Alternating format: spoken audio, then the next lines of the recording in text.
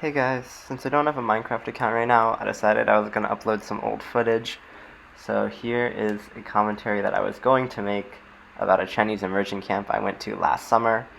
I never actually finished the commentary, which is why I never uploaded it, but here is the first part of it. There's not going to be a second part. I'll make a video soon about how I managed to give away my account, but for now, enjoy the video. So this summer I went to a Chinese immersion camp, and I don't have the greatest relationship with Chinese. I think it all started when I was in kindergarten. In kindergarten, my school had foreign language, so the two options available were Spanish and Chinese.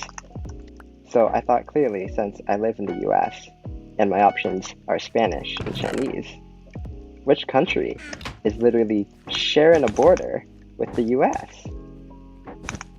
China! Yeah, I wasn't the brightest kindergartner, but to be fair, I'm pretty sure it was actually my parents' decision.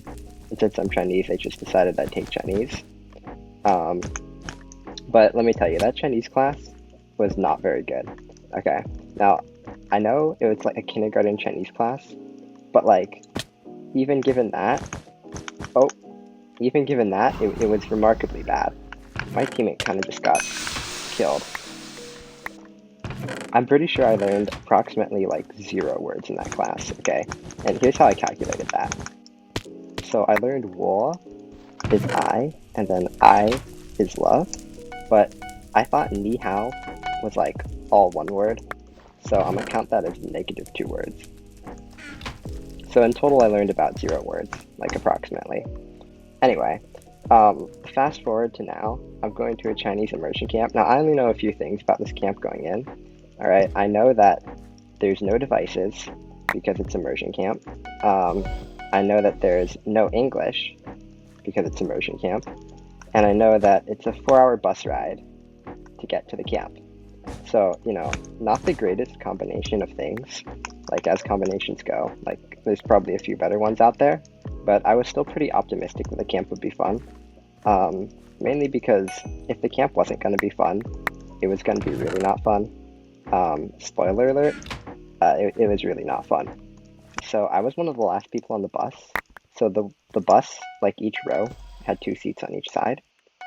And I was looking for like an empty 2-seater, you know, so that I wouldn't have to sit next to somebody. Since I was one of the last people on the bus, there wasn't actually any available 2-seater, so I walked all the way to the end of the bus. Then I had to walk all the way back to the front, and like people were looking at me funny because like I just walked to the end of the bus. Oh my god, this guy's going back mid. And then I walked back to the front. Turn around, turn around, turn around, turn around, turn around, turn around. Okay, fine. Oh my god. Oh, that's fine. I should have fireball boosted, but I thought that would get him, so, you know. Oh well. Anyway. I ended up needing to ask some guy if I could sit next to him, which, you know, not really what I was wanting to do, but oh well. Where is this guy? I shouldn't drink this pot if I don't know where he is. Oh shoot, he's invis.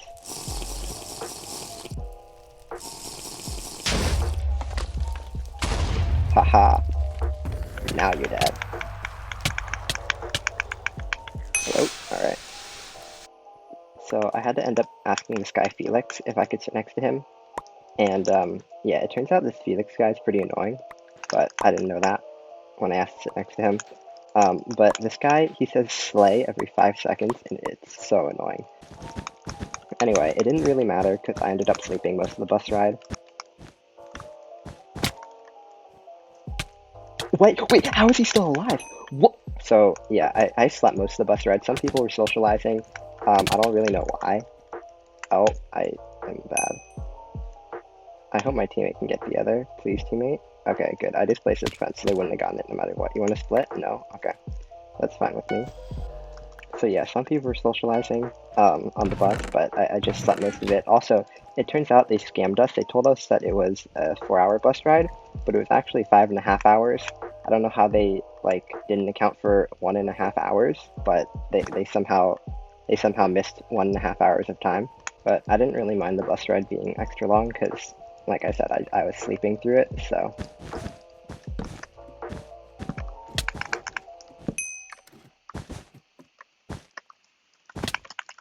What? Okay. Anyways, we get to Sunling that's the name of the camp, and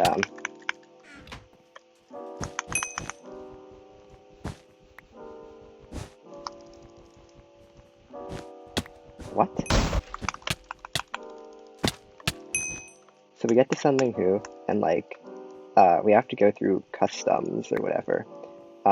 Basically, this involves a lot of things, including them confiscating all your medication for some reason. So they wanted to like know where all our medication was because like some people might be allergic to other people's medication, you know? So they made us declare whether we had any medication, and then they would like take it all, and then they would label it so that they could give it back to us like when we needed to use it. So I had a bunch of stuff. I had like Zyrtec and like a bunch of Benadryl. I said I had medication, so they made me like get in this line. And the person in front of me, she had like 20 bottles of stuff. And so it took like a really long time. I don't know how long, but it took forever to get. Oh. Nice hit. What was that second hit? They literally had to label every bottle that she had, and then she had to tell them like when she needed to use each thing, and there was literally 20 of these. So by the time they got to me, like I couldn't say I didn't have anything because I already told them I did. Oh, so I just told them I had I just told them I had 3 Benadryl, and I like took it out of my bag. And then I like didn't give them the rest of the stuff because I don't know, it'd be pretty inconvenient, I felt like. So, you know, I just won't feed anybody my Zyrtec in case they're allergic, and then it's all good. But yeah, the only other notable thing that happened on the first day was we had our first cabin meeting where we came up with cabin rules. It was pretty funny, to be honest. This guy has M's, and I am in a bad spot. Okay. Luckily, I don't move, so it's all good. We were supposed to come up with rules for our cabin, like, because, I don't know. I mean, it was just like a thing that we did. All the rules were, like, kind of stupid. Like, most of them were, like, common sense. Like, don't take other people's stuff, like that kind of common sense. It was all a bit silly, I thought. The best rule that was suggested was by this guy named Jay. And his rule was you're not allowed to speak Chinese for the first 10 minutes of the day. Now, I thought this was a pretty good rule, but it did not get passed for some reason. Our head counselor, Mayang, he vetoed it. So that was kind of unlucky. Anyway, this Jay guy, I like him. He's pretty cool. Alright. I don't honestly need to use my pots, so I'm not gonna. Like, if they don't have obby, I get the bed here. And if they do have obby, then I don't get the bed here. Okay, they don't have obby. Oh my god. Haha, I definitely should have died there, but they were block it spamming way too much. Alright, I'm a void.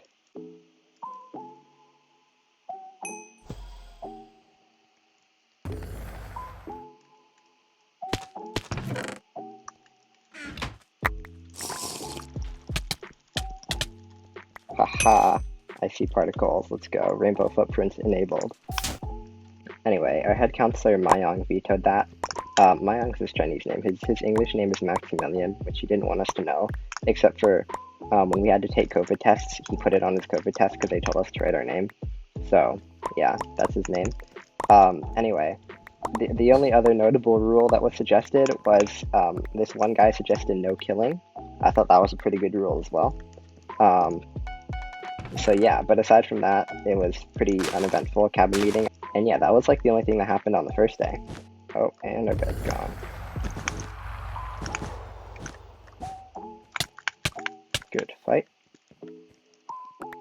Oh yeah, I forgot to mention. So Mayang was our head counselor, but like we have other counselors, right? One of them looks exactly like Surgical Goblin.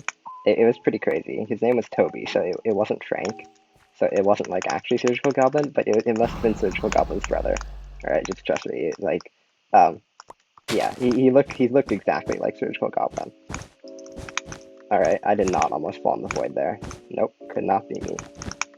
Anyway, so I don't sleep too well the first night, probably because I slept so much on the bus. So here's the schedule at Sunlinghu. You get up at 7, and then you're supposed to be ready for Zao Cao on the Pai Cho Chang at 7:30. So Zao Cao is supposed to be morning exercise, but that's not really what it was. It was morning dance where they play Chinese music, and you're supposed to do dance to it, or like there's a set dance that you're supposed to do. But it's like the thing you do when you're like really young, and like you're at some place, like some summer school or something, and they're like, all right, now they're playing the song, so now you dance, um, dance Potato Boy, like that dance, right? It wasn't too great. It wasn't very much exercise. Yeah, I wasn't a huge fan of Zao Cao, but yeah, so they do that every morning.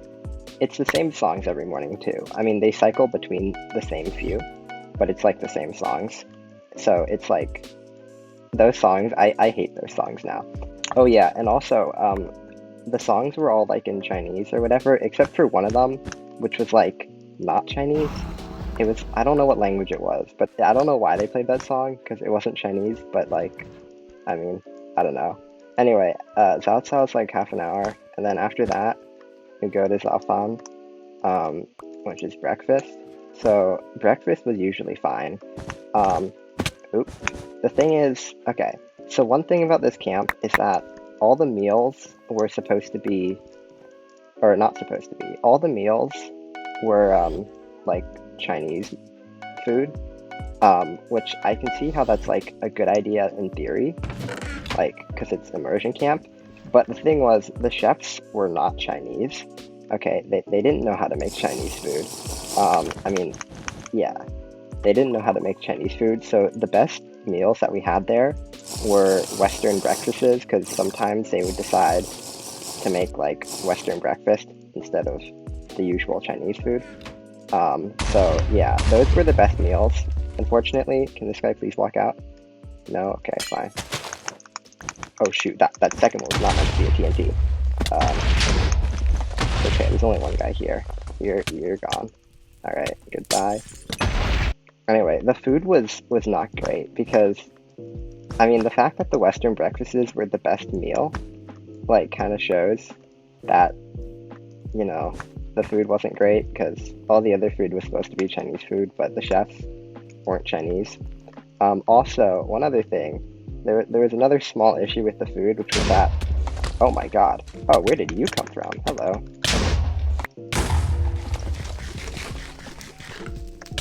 Yeah, see how you like that? Oh shoot, wait, I don't want to kill you yet. Wait. This guy's about to get bridge egg comboed. Ready? Oh shoot, I missed my. Wait. Okay. Oh, well then. I didn't get to bridge egg combo, unfortunately. Yeah, so the other small issue with the food was that it kind of made everybody constipated. It wasn't great. I don't know why it made everyone constipated. I don't know what they did to it, but literally, like one of the people who I talked with a lot, his name was Kellen. He did not take a dump the entire 2 weeks we were there. So I mean, yeah, that's kind of interesting. I don't know how that happened, but the food, it didn't taste horrible, but I mean, making everybody constipated is not really like a positive factor. And on that positive note, that's all I have for this commentary. I hope you enjoyed it. I'm not going to continue it because, I mean, as you can see, this gameplay is like almost a year old, and the story is no longer fresh in my mind. But I hope you did enjoy part 1 out of 1 for this story. But yeah, thanks for watching. Have a good day. Peace.